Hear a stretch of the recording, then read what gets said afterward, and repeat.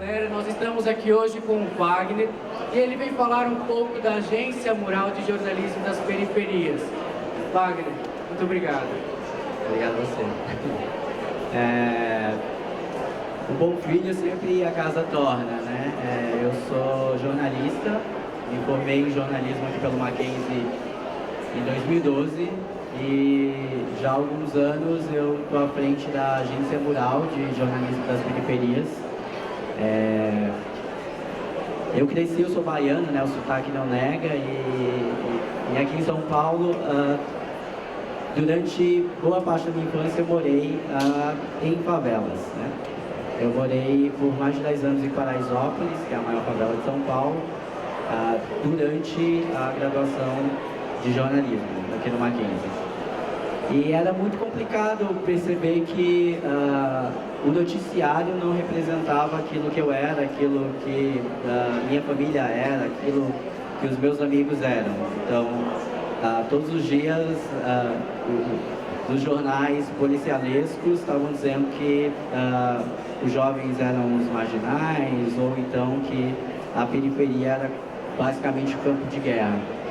E estudando jornalismo, eu entendia que na sua função social, que o jornalismo tem, eu precisava buscar os caminhos possíveis ali para que, de certo modo, eu conseguisse mudar aquela narrativa, de contar as histórias reais da periferia, né? E quando a gente fala, estamos dando voz para a periferia, a não ser que essas pessoas sejam mudas, elas já têm voz. Faltavam espaços e lugares para que essas vozes fossem de fato ouvidas, né? Em 2010 eu estava, acho que no segundo ano da faculdade de jornalismo, tentando entender um pouco ali do que eu gostava no jornalismo. É um pouco clichê falar que você gosta de escrever, beleza, né? Acho que todo jornalista, em sua essência, ele precisa minimamente escrever para se comunicar. E lá em 2010, segundo ano, eu participei de um curso, era fora da faculdade, um curso de jornalismo cidadão. Era um jornalista brasileiro que morava em Londres, ganhou uma bolsa e meio que recrutou jornalistas, estudantes de jornalismo que moravam nas periferias de São Paulo, para que a gente tivesse um olhar mais crítico para o que a imprensa falava das periferias. E o que a gente encontrou, e o que a gente ainda encontra, invisibilidade, ou seja, quando a gente não vê notícias das periferias, isso é um reflexo, que aqueles lugares não representam nada, não querem dizer nada, ou violência ou assistencialismo, né? O Neymar foi fazer uma ação para crianças carentes em Heliópolis, né? É sempre na perspectiva do famoso ou da política que está indo naquele lugar e aquilo vira notícia. E a partir daí eu consegui olhar para o meu lugar, para Paraisópolis, no caso, de uma forma diferente e contar histórias que não estavam sendo contadas, né? Daí surge a Agência Mural, que ainda era um blog, na verdade um blog hospedado na Folha de São Paulo. Depois desse curso, a gente virou, digamos, um blog hospedado na Folha de São Paulo. Esse blog existe desde então. E pensando como a gente conseguiria manter, digamos, essas publicações, no ano passado a gente conseguiu lançar a Agência Mural de Jornalismo das Periferias, né? Uma associação sem fins lucrativos, e a gente tem 87 correspondentes espalhados nas periferias de São Paulo. A gente tem correspondente no Grajaú, na Brasilândia, no Capão Redondo, e também na Grande São Paulo, Curuvi, Poá, Guarulhos. E toda essa galera, ela escreve a partir das suas regiões como correspondentes. Então, hoje eu não moro mais em Paraisópolis, então eu era o correspondente de Paraisópolis. Eu contava as histórias que eu não conseguia ver nos grandes meios de comunicação, né? E não ver essas histórias é não se sentir representado. Então é um negócio muito assim, para que a gente existe, né? Para tapar os buracos de uma comunicação ou dos meios de comunicação que ainda não conseguem colocar a periferia nesse fluxo de notícia. Ou para tentar desconstruir esses estereótipos quando o assunto é periferia. Não é difícil a gente perceber que se a gente for buscar, jogar lá no Google periferia e notícias, a gente vai encontrar ainda notícias com caráter sensacionalista ou com viés totalmente negativo. E o que a gente faz é produzir notícias que vão à contramão disso. Então a ideia é justamente quebrar esses estereótipos. O próprio fato de estudar aqui e de ter sido, ao longo de toda a minha história, um periférico, já causava um certo estranhamento, né? No sentido de como você está aqui, por que você está aqui, ou até mesmo uma questão de duvidar das suas, não a instituição, né? Os colegas, de certo modo. E o que a gente vem fazendo a partir da comunicação, eu, enquanto jornalista, é contar outras histórias, né? O que deveria ser aí a premissa básica do jornalismo como um todo, isso não vem acontecendo. Essencialmente é isso que eu faço profissionalmente, mas eu acho que o legal é contar como o curso, né, ele foi fundamental nesse processo. Eu acho que a faculdade de jornalismo, eu acho que eu consegui extrair tudo que a faculdade ela tinha à disposição. Em 2011, por exemplo, eu fiz iniciação científica aqui no Mackenzie, então tentando entender ali, beleza, eu gosto de jornalista, mas eu também gosto de ser pesquisador. E aí, será que isso cola? Então fui lá fazer iniciação científica, fazer PIBIC, e ali no PIBIC o estudo foi sobre como os meios de comunicação contribuíram para reforçar a imagem do PCC. Então ali da faculdade eu estudei como a mídia ela ajudou ela foi, digamos, a grande assessora do PCC, né? Veiculando ali em massa o que era o PCC, veiculando os atentados. Hoje, se vocês separarem os jornais, sobretudo o Jornal Nacional, que foi o veículo que eu analisei, ele não fala mais a sigla PCC, ele fala facção criminosa. E a partir do momento que você está falando, o PCC montou um atentado que matou não sei quantas mil pessoas. Os caras do PCC falam assim, pera, eu tenho um assessor, a mídia está sendo minha assessora, então eu estou conseguindo amedrontar a população.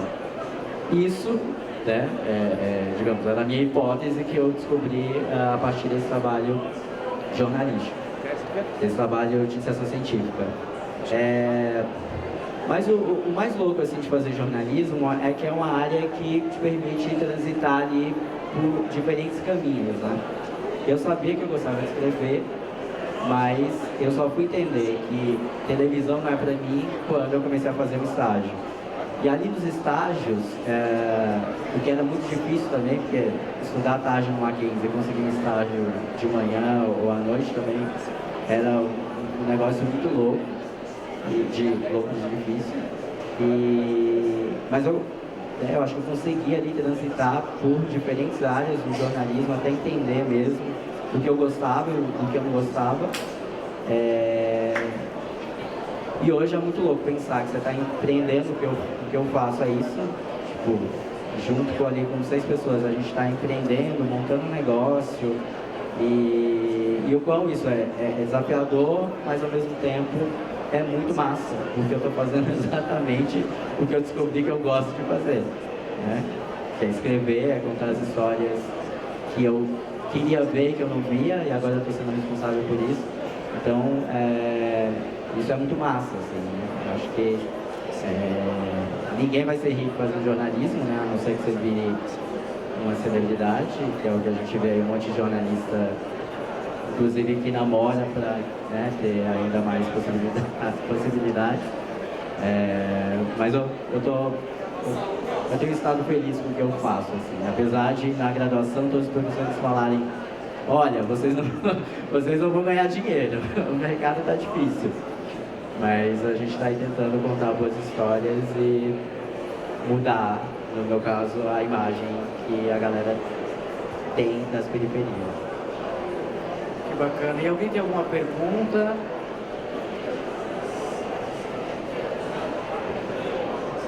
Eu queria entender melhor como funciona a questão da logística da agência. Se vocês fazem publicações, se são sites, como vocês funcionam? Então, hoje a gente é uma agência de jornalismo, né? Voltando um pouquinho lá, tudo nasceu como um curso, a gente virou um blog na Folha de São Paulo. Ainda estamos lá, folha.com/mural. Ali a gente produz 15 reportagens mensalmente. E desde o ano passado a gente lançou o próprio site. Então, a gente funciona como agência, assim como a agência Estado e outras agências nacionais e internacionais, a gente produz o nosso próprio conteúdo e vende conteúdo. Então, há 3 semanas eu fiz uma matéria sobre a hiperverticalização das favelas, em parceria com a Folha, com o jornalista da Folha. Então, Wagner de Alencar, agência Mural, no impresso na Folha de São Paulo. Então, a gente produz conteúdo para a Folha de São Paulo, seja por blog, seja por impresso. E desde agosto a gente lançou uma parceria com a Band, com o novo jornal da Band, o Bora São Paulo. Então a gente tem um quadro fixo chamado Giro da Quebrada, que a gente faz um giro sobre o que está rolando nas periferias a partir dos correspondentes. Então, por exemplo, eu sou Wagner de Alencar, sou correspondente de Paraisópolis, e o que está pegando aqui é isso, isso e aquilo. Aí vai para o giro da Maria, que mora na Brasilândia, para o giro do João, que mora em Sapopemba. E além desse giro, que são 10 por semana, divididos em 2 dias, a gente também produz uma videoreportagem de 2 a 3 minutos. Toda a produção é feita pela agência Mural. Então esse conteúdo ele é vendido, digamos, para a Band. Ela compra esse conteúdo porque ela não consegue produzir esse conteúdo, ela não consegue estar em todas as periferias. E o jornal também não quer cobrir só a região do centro expandido, que é o que a gente muito vê nos principais telejornais ou na mídia como um todo. Então a gente tem, resumindo, site próprio, conteúdo próprio, e a gente vende esse conteúdo exclusivo para outros veículos. Então esse, digamos, é um modelo de negócio da agência Mural. A gente vende o conteúdo que esses lugares, esses veículos não conseguem produzir, por exemplo. Mais alguém? Eu gostaria de saber que tipo de apoio, que tipo de crítica você recebeu, tanto da família quanto dos professores, ou sei lá, das pessoas que estavam ao seu redor, quando você decidiu fazer esse projeto sem fins lucrativos. Olha, esse foi a galera, assim, sabe? Eu acho que eram 20 jovens que moravam, que se conectaram, assim. Eu acho que o mais massa de tudo, é incrível a agência Mural, é incrível o que a gente faz, as histórias que a gente conta, mas eu acho que o mais poderoso de tudo isso é essa rede. Então, os meus melhores amigos todos são oriundos dessa rede que foi formada, e eu acho que mais do que o apoio da família, porque eu acho que até hoje as nossas famílias não entendem muito o que a gente faz, né? Então foi um apoio muito mútuo ali dessa rede de jovens jornalistas que estavam insatisfeitos com o que eles viam, com o que é produzido e com o potencial do que cada um queria fazer. Então foi uma ajuda mútua nossa, assim, desses jovens jornalistas que hoje não são tão mais jovens, né? Que a maioria já ultrapassou os 30. Mas é um processo de 9 anos, porque tudo isso começou lá em 2010. Então, a gente acreditava que aquilo que foi um curso, que virou um blog, poderia virar algo maior, né? Pra você ter ideia, na semana passada eu estava viajando para o Nepal para representar a agência com outras 24 startups de jornalismo do mundo, de jornalismo independente, e é um pouco do reflexo disso de pensar, putz, é difícil, mas em algum momento pode dar certo, né? E tá rolando. Então você pode dizer que você recebeu mais apoio do que críticas a respeito dessa situação, porque a gente tem, eu sou jornalista também, e aí tem muito essa questão da gente seguir o que a gente quer fazer, o que a gente acha que a gente vai gostar e o que a gente acha que vai dar mais dinheiro. A nossa família quer que a gente tenha mais dinheiro, seja mais bem sucedido, mas muitas vezes a gente quer seguir o nosso coração, mais ou menos assim dizendo. Exato. Quando eu volto para a Bahia, todo mundo pergunta, e o Jornal Nacional, né? Então ainda tem essa de que a televisão é esse único ambiente para que você se comunique. Eu acho que agora, com um pouco mais de acesso à internet, as pessoas estão entendendo que a notícia ela está em vários lugares, está no Facebook, está no Instagram, infelizmente está no WhatsApp, né? Muita fake news. Então, esse acesso, essa viralização e essa possibilidade de encontrar conteúdos é incrível. E as pessoas, eu acho que estão mudando um pouco essa concepção de que o Jornal Nacional ainda é essa vitrine, né? E aí eu acho que eu tenho conseguido ali contaminar e disseminar um pouco dessa ideia de que jornalismo é legal e de que as pessoas não são aquilo que os jornais policialescos estão dizendo todo dia. Porque, de certo modo, as pessoas incutem essa ideia de que a periferia é um caos, a periferia é algo dessa cidade, mesmo ela morando lá, né? Eu morei em Paraisópolis por mais de 10 anos, eu só fui desvelar o meu olhar para um monte de coisa massa depois que eu comecei a fazer jornalismo. Imagina, eu moro na favela, todo aquele cenário de casa sem bloco, e aí eu sempre vi uma casa verde, por exemplo. E aí o meu olhar estava condicionado de que aquilo era insignificante. Só que a partir do momento que eu comecei a contar as histórias, é que eu falei, não, tem história ali. Aqui da minha laje, pera, esse ponto verde significa alguma coisa. Eu fui lá bater na porta e aí descobri uma história que saiu depois em todos os lugares, em todos os canais de televisão, em todos os jornais, que é a história do Antenor, que ele construiu uma casa com hoje tem mais de 30 mil garrafas PET. Então o cara, ele era pedreiro, mas ele era arquiteto e ele era um artista. Então, esse processo de olhar para a minha quebrada de uma forma diferenciada, ou da forma como ela deve ser de fato olhada, foi depois que eu comecei a escrever na agência mural, no blog mural, e a de fato virar o correspondente do meu bairro. Esse que é o mais incrível, né? Quando a gente fala de correspondente, é o cara que está lá e por isso que o correspondente de Londres, ele vai morar lá porque ele, melhor do que ninguém, vai conseguir falar daquele lugar, diferentemente de alguém que esteja fora daquela zona. No caso das periferias, que já tem todo o estigma de que é um lugar violento, um lugar de coitadismo, nada mais justo e nada mais legítimo do que ter correspondentes jornalistas que moram nesses lugares. Eu acho que esse é o grande barato da agência mural, sabe? Porque, na verdade, a gente vem fazendo o que todos os veículos deveriam fazer. É contar as histórias da cidade como um todo e de múltiplas formas. Não falar que teve um incêndio na favela. Ou não falar que o esgoto inundou a casa da Maria, porque isso vai acontecer sempre, sabe? Tem um lance de os jornais ainda não sabem ou não querem atravessar a ponte. E quem perde é a gente como um todo, porque o nosso olhar continua estereotipado e estigmatizado. E você acha que a criação da agência teve a ver com a falta de oportunidades ou foi simplesmente uma coisa que você queria fazer e acabou fazendo sem ter essa relação? A gente costuma dizer que o nosso sonho é que a agência mural ela não exista, porque a gente só existe para tapar buraco de uma imprensa que é incapaz de publicar histórias de uma forma de uma forma igualitária, sabe? É isso, os jornais não conseguem atravessar a ponte para contar as outras histórias para além das coisas ruins das periferias. Então, a gente existe para contar essas outras histórias, para visibilizar essas outras histórias.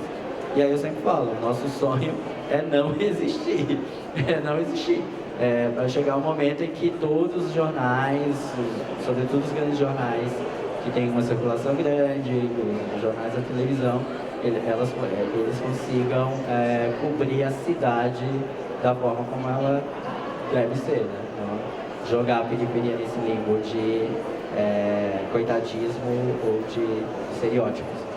Perfeito, obrigado. Wagner, nós jornalistas, nós temos um olhar da notícia quente, a gente quer a notícia quente. Como você acha que esse olhar mais frio de histórias que não são tão quentes pode impactar o jornalismo? A própria história do Antenor, por exemplo, né? Que eu fui o primeiro, ainda estudava jornalismo, fui a primeira pessoa a contar e aquilo pautou toda a imprensa, né? O que a gente tem feito é contar histórias que muitas vezes a galera vê como exótica, porque elas nunca tiveram acesso, sabe? A gente não faz hard news, por exemplo, por uma questão mesmo de estrutura e tudo mais, então a gente vai contar essas histórias frias e que muitas vezes tem pautado aí os grandes meios de comunicação. O que é incrível, né? A gente queria, na verdade, que essas histórias fossem encontradas por todo mundo, não que a gente que mora lá, né, precisasse contar elas. Mas tem sido fantástico pensar que a gente tem produzido histórias de impacto, seja para falar da questão de má infraestrutura da cidade, porque é uma coisa falar de... Isso quase não existe, né? Mas uma coisa é falar, sei lá, existe sim, já vi, o alagamento lá no Itaim Bibi, e outra coisa é falar do alagamento no Itaim Paulista, né? O Itaim Bibi vira manchete em todo lugar, e aquele problema, acredito, ele vai ser solucionado rapidamente, porque ele está na região central, então onde o poder aquisitivo é maior. E se a gente não conta as histórias, sobretudo relacionadas a problemas de infraestrutura nas periferias, as pessoas vão ficar sucumbidas com aquele problema para sempre, né? Então o que a gente faz é falar, subprefeitura, prefeitura, a gente está apontando o dedo também nessas feridas e vocês precisam solucionar esses problemas. Então tem esse caráter mesmo de apontar os problemas de infraestrutura e de visibilizar também essas histórias que precisam ser visibilizadas, os artistas locais, desconstruir essa ideia de que a favela é só o funk, né? Uma matéria que a gente fez para a Band, por exemplo, foi mostrando uma casa de forró, a maior casa de forró, que é uma das maiores casas de forró de São Paulo, que estão em Paraisópolis. Em Paraisópolis, eu não sei se vocês sabem, tem um dos maiores fluxos e bailes de funk de São Paulo. Então, a galera gosta, os jovens gostam, mas quem está lá com aquele som o dia inteiro, o fim de semana inteiro no ouvido não gosta. Então, se a gente só ouve que o baile da 17, que é de Paraisópolis, está atormentando todo mundo e que é um caos e que a galera não gosta, quais são os ritmos e os outros estilos que a galera gosta? Então, um pouco desconstruir esses estereótipos, tanto na música, na roupa, sabe? A gente nosso atual governador, uma vez ele disse que iria se vestir de botar um boné e botar um jeans, porque ele estava vestido de favela. E aí a gente vai mostrar que um boné ele não é ele não simboliza o que o morador da periferia veste, né? Então, é muito estereótipo para se construir. Então, a gente conta isso por meio de matéria jornalística. Vocês quebram esse estereótipo e vocês constroem uma outra narrativa, porque a imagem que muitas vezes nós temos das favelas é uma que a mídia transmite, vocês vêm e modificam essa imagem e mostram que vai muito além. Não é só um boné, não é só um óculos, não é isso? A gente usa do jornalismo. O jornalismo, a gente sabe que ele ajuda, ele é o responsável por criar estereótipos, né? A gente utiliza do próprio jornalismo para desconstruir isso. Acho que o próprio eu bato muito papo em escola, ensino médio, faculdade. Eu acho que o próprio fato de estar aqui já é uma desconstrução, né? Tem a notícia, mas uma coisa é falar para um monte de menino, de criança, de classe média, o que é periferia, porque para elas também é algo muito distante. Se tem um jornalista, que escreveu um livro, que faz doutorado, que cresceu na maior favela de São Paulo, falando para essa criança, ela, o morador da periferia não é a empregada que vem aqui todo dia limpar o chão, sabe? É uma questão, eu digo, a gente quebra o estereótipo a partir, né? Estar aqui é quebrar o estereótipo. Você acha que a agência ela já atingiu todas as metas que ela tinha ou ainda tem mais a ser desenvolvido? Não, a agência ainda não fez 10% do que deve ser feito, sabe? Eu acho que tem uma questão mesmo de... A cidade de São Paulo é gigantesca, né? São 22 milhões de pessoas. Você vai para a Grande São Paulo, são 32 milhões de pessoas. E falar de Paraisópolis é muito diferente Paraisópolis é diferente da Brasilândia, que é diferente do Capão, que é diferente de Grajaú. A gente, até o próprio termo, a gente fala periferias, no plural, porque cada uma dessas regiões é muito singular, né? Então, o fato de ter esses correspondentes nessas regiões é fundamental para esse processo. Então, a gente quer produzir mais conteúdo, a gente quer produzir mais conteúdos especiais, por exemplo, abordando diferentes temáticas, não só para falar do buraco, do esgoto, do cara que criou uma música. A gente quer produzir conteúdos de fôlego, seja vídeo reportagem, seja utilizando dados. Então tem um trabalho muito longo aí pela frente e tem um lance também de entender públicos, né? Porque uma coisa é se comunicar, a agência tem que se comunicar com o jovem da periferia. Como que a gente se comunica? Produzindo mais conteúdo para as redes sociais? Como que a gente se comunica com a galera que não sabe ler, né? Meu pai, por exemplo, meu pai é analfabeto, né? Ele não vai conseguir jamais ler um texto da agência rural. Como a gente utiliza aí do WhatsApp, que é o meio de comunicação dele, para que ele também se informe. Enfim, a gente tem pensado aí, botado a cabeça para funcionar, pensado em formatos, em distribuição e histórias, né? Porque eu acho que a maior riqueza nossa é pensar na história e como que aquela história vai tocar e impactar as pessoas. Alguém tem mais alguma pergunta? Falei, deixa eu fazer a última. Você falou que tem 87 perguntas. Como é que é o processo seletivo que você faz?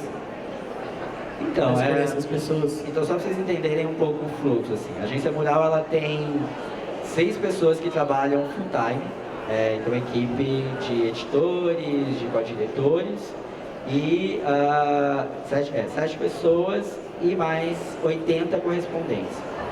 Então, esses correspondentes, eles fazem os vídeos, publicam as histórias e tal, e eles recebem por produção. No caso dessa equipe fixa, todo mundo tem um salário fixo. A gente se reúne uma vez por mês na nossa casa, na Casa Mural, para discutir pauta, para trocar ideia, para ver o que está rolando e não está rolando. E faz uns 5 anos a gente abriu um processo seletivo para recrutar mais correspondentes. Porque como, obviamente, os 87 não trabalham fixo da agência, há um fluxo natural de saída dessas pessoas, né? Onde, eu vou viajar para tal lugar, ou estou dando conta porque eu trabalho o dia inteiro. Então, todo ano a gente abre um processo seletivo e aí entram cerca de 20, 25 pessoas. Ao longo da nossa história, passaram pela agência mais de 200 jornalistas, 200 estudantes, jornalistas. Hoje a gente está em 87. E aí, ao longo dessa história também foram quase 3.000 histórias que a gente contou. E aí você tinha perguntado ainda se produz conteúdo, não produz, então a gente hoje, o conteúdo do site, ele é totalmente aberto, é Creative Commons, então outros veículos podem compartilhar esse conteúdo. O conteúdo que é produzido para esses outros canais, obviamente, eles são exclusivos, né? Mas todo esse processo é anual, então a galera precisa morar na periferia, óbvio. E aí a gente tem todo o processo seletivo mesmo, de enviar texto, de a gente verificar as habilidades daquela pessoa, seja para vídeo, para foto, para texto. E aí a gente vai pensando também na diversidade. Nessa região tem 2, então a gente não vai chamar ninguém nessa região, vamos chamar pessoas das regiões que ainda não estão cobertas. Heliópolis, por exemplo, a gente não tem correspondente. Então é um buraco aí que a gente tem, já que é a primeira e segunda maior favela de São Paulo. E uma pergunta que eu queria te fazer, como que funciona esse trabalho? O correspondente, quais são as obrigações dele, que ele precisa fazer, e quais as áreas que vocês têm e ainda faltam? A gente tem uma espécie de um estatuto de direitos e deveres, né? Então, a partir do que o correspondente entra, ele precisa ter uma periodicidade para publicar esse conteúdo. Então, ele precisa participar das reuniões mensais e publicar um conteúdo em até 2 meses. Como a gente tem alguns canais, né? Tem a Band, tem o nosso site, tem o 32 vezes SP, que é um site que a gente também produz conteúdo em parceria com uma instituição aí que produz dados sobre a cidade de São Paulo. Então ela tem esse desafio aí, essa missão de publicar esse conteúdo pelo menos em 2 meses e participar das reuniões. Se ela não consegue publicar nesse período, a gente tenta reavaliar a atuação dela, porque o que a gente quer é contar histórias. Se não tem ninguém escrevendo essas histórias, não tem sentido. Mas canais são muitos e a gente está ali o tempo inteiro estimulando as pautas, ou seja, indicando as pautas e recebendo essas pautas. Mas tudo que a gente quer é receber essas pautas, já que a gente tem essa rede de correspondentes que mora lá e tem sentido a gente ficar dizendo faz isso porque, na verdade, essa história tem que partir dele. Quais as áreas que vocês já têm e ainda faltam? É mais fácil falar o que a gente não publica, né? A gente não publica nenhuma notícia com viés de segurança pública, nada sobre violência, nada sobre segurança pública, nada, e nada que tenha um caráter assistencialista. Sei lá, o Mackenzie vai fazer uma ação em Paraisópolis. A gente não vai contar essa história, né? Porque o Mackenzie tem uma assessoria de imprensa, o Mackenzie já sai na mídia, então o que a gente quer é visibilizar as histórias que não são contadas. Então a gente vai falar de iniciativas que estão lá e que existem, basta a gente contar. Porque tem essa ideia de que a periferia é o berço do coitadismo, né? Mas tem uma galera fazendo zilhões de coisas lá que a gente não sabe porque a gente só vê um pouco dessas ações que são de fora para dentro.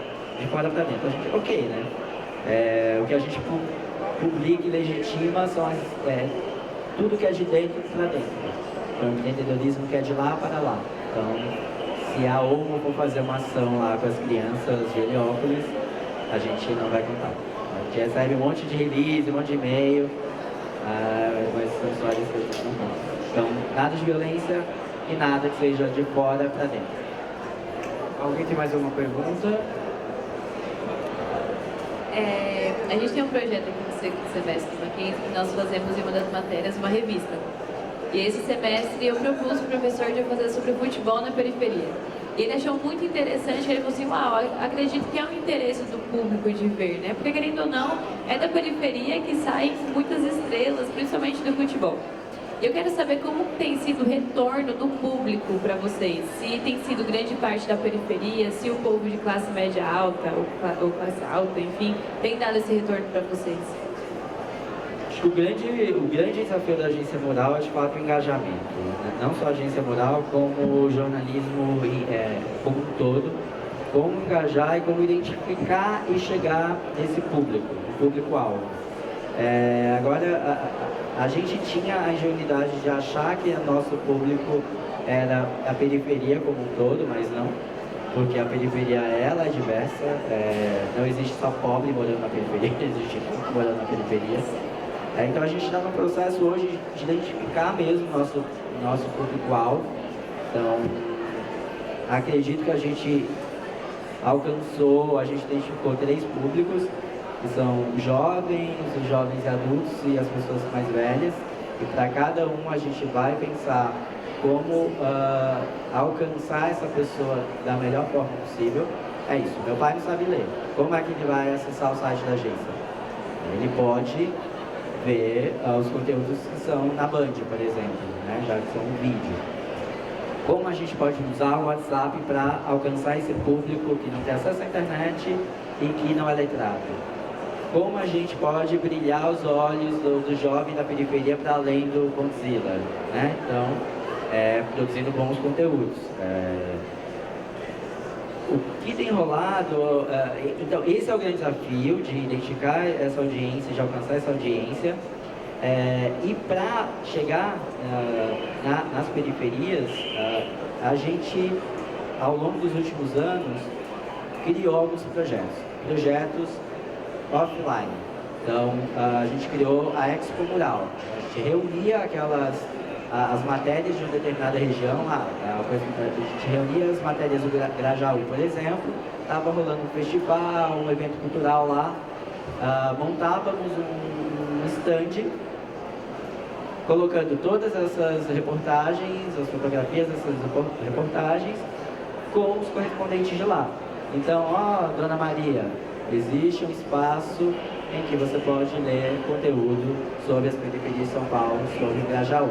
Então, era um contato presencial. Então, porque a agência Mural ela nasce como um nativo digital. Então, a gente saiu ali da internet para ir mesmo para as quebradas, para ter um contato olho no olho e falar, existimos. É um trabalho de formiga, mas é um trabalho que tem total sentido para a gente. Isso na Expo Mural, e depois a gente criou o Mural nas escolas, para falar com jovens. E aí, no início, era só um negócio de, existe o site, existe o blog, e aquilo se converteu também para uma espécie de workshop. Vamos analisar o jornal? Qual é a imagem que o jornal está passando do jovem? Você é isso que o jornal está mostrando? Então, isso se converteu também nesse workshop. Então, a gente vem fazendo isso, um engajamento que é presencial também, que tem sido desafiador também, mas de acionar também os jornais de bairro, as rádios comunitárias, que a gente quer chegar à nossa audiência. Nossa audiência é o morador da periferia, entendendo esses públicos. Claro, estar na Folha de São Paulo, nosso público ou nosso leitor principal não é o morador da periferia, é uma pessoa de classe média. Mas a gente quer alcançar o morador da periferia, entendendo esses públicos e fazendo aí essas parcerias que elas são inevitáveis, seja os sites, os jornais e nos projetos presenciais. Mais alguma pergunta? Você falou que morou 10 anos no Paraisópolis. Com a sua saída de lá agora, não sei quanto tempo faz, você não falou, te atrapalhou um pouco isso? Não, eu estava lá 3 semanas produzindo uma reportagem e eu escrevi um livro sobre Paraisópolis, foi meu TCC, inclusive o Mackenzie usa nos primeiros semestres, que eu tô ligado. Mudou, sempre que você sai muda porque não é mais o seu endereço, né? Eu ainda acho que o meu quintal de casa, hoje eu moro numa casa na Vila Mariana, que é a sede da Agência Mural, da minha casa / sede. Então tem um quintal enorme para acomodar essas 80 pessoas. E também pensando que o lugar central é importante para essa reunião da galera, não tem como o nosso escritório, a nossa sede ser no Grajaú e nego morar na cidade de Tiradentes e demorar 3 horas para chegar lá, né? Então, minha família continua em Paraisópolis, meus grandes amigos continuam em Paraisópolis. Mudou que eu não moro lá e que eu não escuto funk todo dia, ou que eu não vou no forró da Priscila, ou que eu não vou tomar uma cerveja nos bares que eu ia, mas Não mudou não, continua sendo o quintal de casa e eu continuo escrevendo, não com tanta assiduidade, mas eu continuo escrevendo as histórias de lá. Eu sempre, pra mim, tem muito mais sentido falar que eu sou de Paraisópolis do que eu sou da Vila Mariana, porque eu não conheço o vizinho, né? E Paraisópolis, você tem que conhecer todo mundo, porque se você mora na viela, nenhuma correspondência você recebe em casa, né? Então, é uma comunidade no sentido real da palavra, né? Porque você tem que ter uma parada comunitária mesmo. Porque existem, claro, muitas potencialidades, mas existem muitos problemas, né? Então, você tem que ter esse apoio aí mútuo e de comunidade mesmo para tentar viver o melhor possível. Obrigado pela sua presença hoje e por contar tantas histórias pra gente. Mais alguma pergunta? Perguntar? Quer perguntar? Quer perguntar alguma coisa? Quero agradecer a todos os telespectadores, a todo o público que veio assistir e a você, Wagner, por ter compartilhado um pouco dessa sua história conosco e por esse projeto que é tão incrível, que a gente justamente quebrar as barreiras, tá bom? Obrigado. Obrigado e eu convido todo mundo a curtir as redes sociais da Agência Mural e acessar nosso site, tudo lá. Valeu!